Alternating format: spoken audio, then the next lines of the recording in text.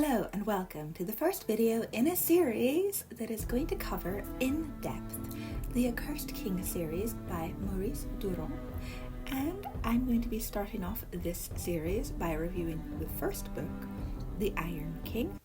I will preface this by saying I don't speak French, and if I murder anybody's name, don't kill me in the comments below. I have read most of this series before, however I struggled slightly. It's been translated from French and was written in the 1950s, so is slightly old school in its narrative structure. It was also very hard to find the later books in English in any of my local bookshops. So I have taken the decision that I am finally going to finish the Accursed Kings series, and I am going to review them all here. You're also going to get comparisons with A Song of Ice and Fire, as George R.R. Martin took massive inspiration from this series when creating the A Song of Ice and Fire. He even wrote the foreword for the books in their new variation.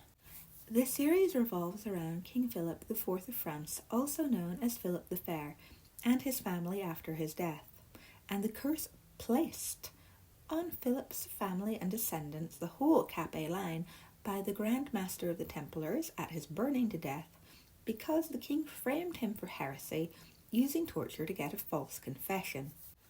All the chapters from the Grand Master of the Templars, Jacques de Molay's point of view, are painfully beautiful and exactly the way someone imprisoned and tortured for 7 years might behave when they have nothing to lose and are fighting off solitude-induced madness.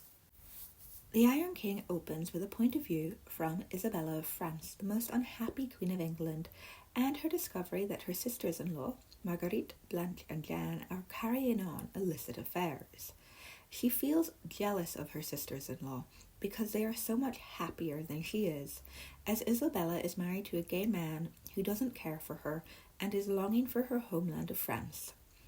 And because Marguerite, Blanche and Jeanne have formed a clique that excludes her, it's very relatable. Isabella is only 22, homesick, and jealous of the fact her sisters-in-law have boyfriends and love in their lives.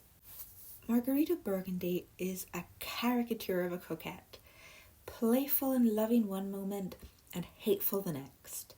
She is interesting reading, and I feel Marguerite of Burgundy is the inspiration for Cersei Lannister. Even though her name lends itself more to Marjorie, I'm going to explore that theory in another video. Marguerite and Blanche's orgies, for lack of a better word, in the Tower of Nell are brilliantly described, and you really feel like you're in a castle tower with animal skeletons everywhere and a large fire roaring away, while the Templars burn and scream in the distance.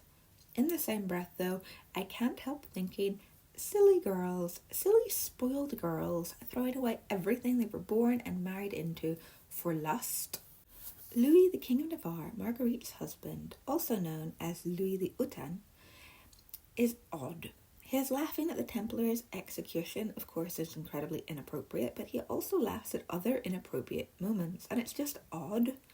I know he is naturally cruel, but at this point in the story, it feels like he almost suffers from Tourette's.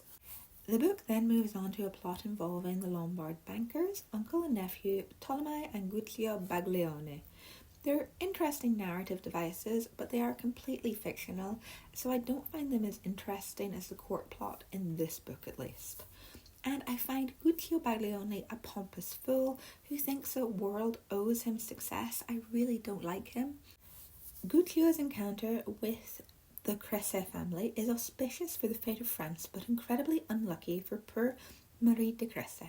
She is so young and innocent, and all Guccio sees is a pomegranate ripe for plucking, and the bit where he imagines having her mother, Dame Eliabel, and Marie in bed together is kind of sick when you remember that they owe the Lombards a large sum of money, and does absolutely nothing to warm me to Guccio's character.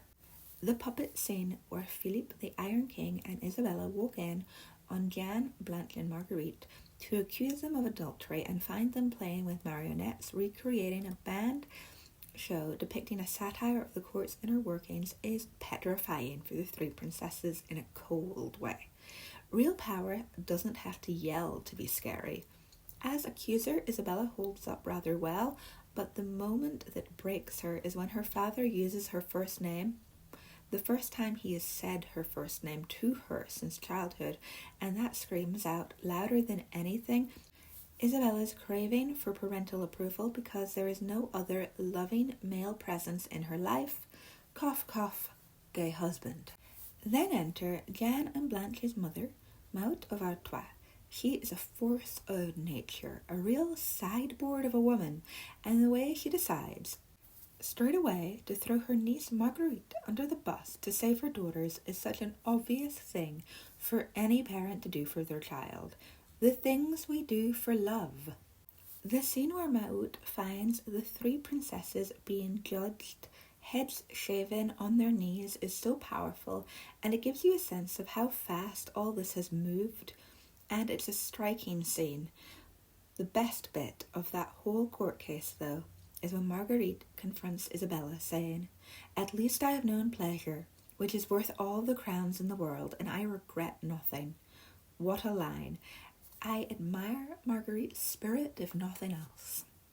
Then the book gets kind of magical with the Templars' curse and Beatrice d'Isson and all that stuff.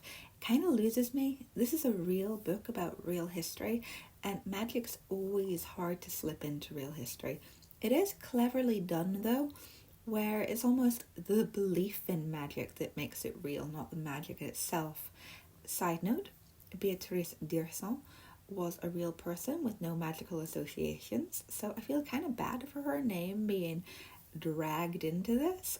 It's not like Jaquetta Rivers, who was accused of witchcraft quite a few times during her life and then has a book about witchcraft written by her.